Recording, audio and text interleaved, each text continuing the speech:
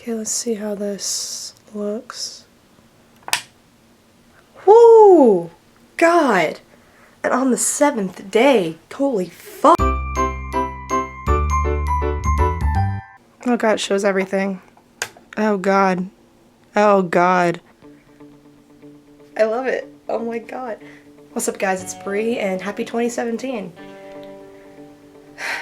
I'm just in awe right now. I got a ring light as you can obviously see and this is amazing. I've never had proper lighting in my videos and just to be able to, I'm in awe right now. So happy 2017. I know I'm a little late with this video, but the reason is because I wanted to wait for my ring light to get here. Because it snowed, it didn't get here in time for the new year. And then I couldn't find my charger, but it's okay. I don't know how much battery life I have, but it's fine. I'm just gonna do this as fast as I can. So like I said, I'm sorry I'm a little late with this, but today I thought I'd talk about 2016 and the kind of year it was for me and also my resolutions for 2017. In many ways, 2016 was the hardest year for my life, as I'm sure it was for a lot of you. I've heard 2016 was extremely hellish for most people. I felt like I started off the year claiming it as my own, and then by like the middle of it, I just lost control of everything. So I was in school for surgical technology for a program really I didn't want to do, and did it mostly to please my parents. I was studying film, and it's what I wanted to study, it's what I've been dreaming of studying. Came back home due to personal reasons, and they wanted me to study something, so I'm like, fine, I'll do surgical technology, I'm good at science, whatever. Studied it like from the book, fine. Testing, okay. When clinicals happened, I fell apart. I've had plenty of surgeries before, so I've been on the other side of that, but to be on the opposite side, completing surgery and seeing the inside of people, gore doesn't really bother me, but when you've talked to the person before surgery, and you've kind of bonded with them and you know their story, and then the doctors just kind of somewhat callously just open them up and are so rough with them, I couldn't handle it. I was having panic attacks every day, and as some of you may know, I struggle with mental illness and bipolar disorder and anxiety. And so I was having panic attacks every day, having to get up at like 4:30 in the morning for surgery, by the way, which is hellish because of the medication I was taking. And my symptoms of bipolar got a lot worse. Some of you who have it may know this as well, but a lot of you may not know this. People with bipolar can also experience hallucinations, and that's what happened to me. By the fall semester, it was extremely hard for me. I was crying and throwing tantrums like every day. And then getting into surgery, I'd be shaking like this the entire time, handing sharp instruments and tools and almost getting pricked a couple of times by needles. Those are horror stories waiting to happen. I'll tell you guys about those a totally different time because that's a whole nother video. But I started seeing things and hearing things. And it's not schizophrenia, it's not voices, it's part of my bipolar. I would see little shadows at the corner of my eyes, kind of when you see that little thing that kind of passes by the corner of your eyes, you're kind of, what the fuck was that? Kind of what I saw. But it was like, as the year went on, they got bigger and bigger and more in my eyes.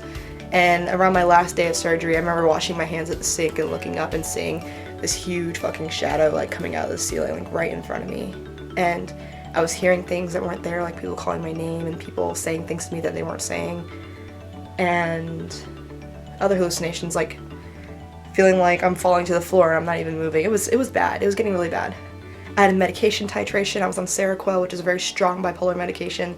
It was fucking me up. I was gaining weight. I gained like fucking almost 18 pounds over a year on it. I changed my diet to become vegetarian again and lost a whole bunch of energy. Even though I was supplementing with protein, it wasn't a good diet for me. So I became a wreck, essentially, and it was like a year of hopelessness for me. Like as the year got more towards the end, I felt more and more hopeless. But decided that this semester I took off as a time to regroup and heal mentally. And I've been starting that off by going to work, coming home, working on YouTube, doing things I love, playing music, reading, working out again, and just on a new medication as well, which that titration off of Seroquel was really rough, but now I'm on a new medication as of yesterday, officially on it, and I'm sleeping. I don't need my anxiety medication anymore. I don't need the Seroquel anymore. I'm working out. I'm happy. And I haven't been this stable in a long time. And thankfully I have some really positive people in my life that have put 2017 into a new perspective for me.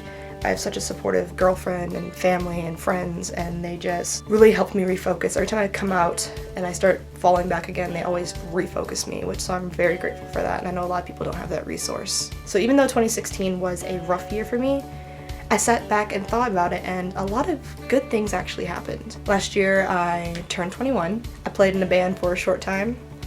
I completed surgery. It was very hard for me, but I completed some surgeries, which not many people can say they've done. I traveled to Asheville and Atlanta with my girlfriend for our anniversary. We went on a Tegan and Sara concert, tour, whatever. We went to 2 shows, and it was a nice little road trip, and it was a great way to celebrate it. Look at the sun, it's amazing! Babe, look at this view! I also taught her how to play guitar.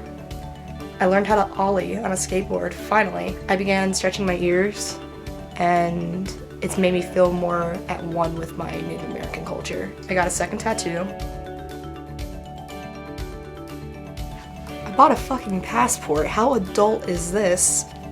I applied to a university I really want to go to, and I hope I hear back soon. Hopefully I've been accepted. I really hope I've been accepted. It's like my dream school, and I really, really want to go. I paid off an incredibly huge debt I've been paying off for about a year and a half. Officially done.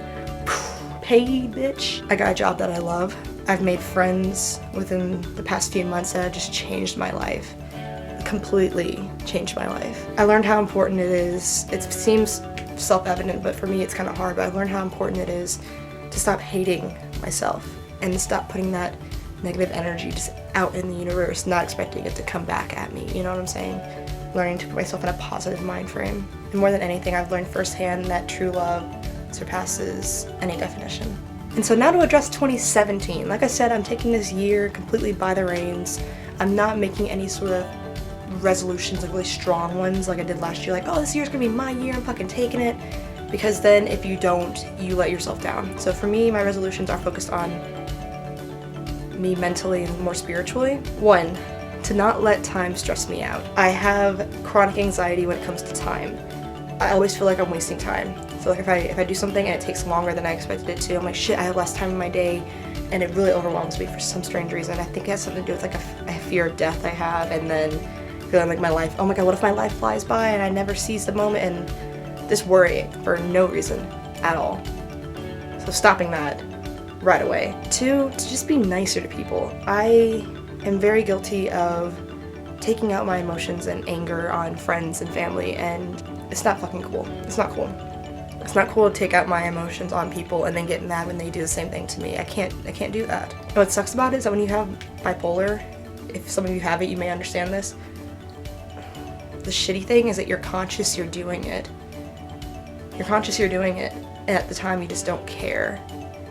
And that's the hardest thing to accept, and the hardest thing to sort of be like, yeah, I did that, let's let it go, because to me it's still, I have a hard time letting things go. I hold grudges, especially against myself. So learning how to just be nicer to people. People don't, if they haven't personally attacked me, they shouldn't be affecting my mood. And I'm learning that now. I'm finally realizing it now. And 3, to just start to love my life. I have a wonderful family. I have my dream girl. Everyone I could have wanted in my life is here. And the people who aren't here, I've learned to get on without them to where I don't need them. Certain people I don't need in my life anymore. I can cut out that poison and just embrace all the good I have and stop looking at the negatives like I've been looking at for so fucking long. I'm talking fucking 8 years of depression and just berating myself and looking down at myself and everyone around me and hating everything. And I feel like I'm finally coming out on top of it, or learning how to, they say you don't really get over things, you just learn how to live with it. And I think I'm finally getting to that point now. It's taken me, like I said, about 8 years, but I'm finally, 8 or 9 years, yeah. Wow. It's a long time to be depressed, but I'm finally happy. I haven't been this happy in a long time. And I'm also starting a new project for 2017. I can't tell you guys what it is exactly, because I can't really reveal it until next New Year's Eve, at the end of this year. But I think you'll all love it. I think you'll love it. And thank you all for watching. Hit the thumbs up if you liked it, subscribe if you want to see more of my videos. My name is Bree again. I'll see you around.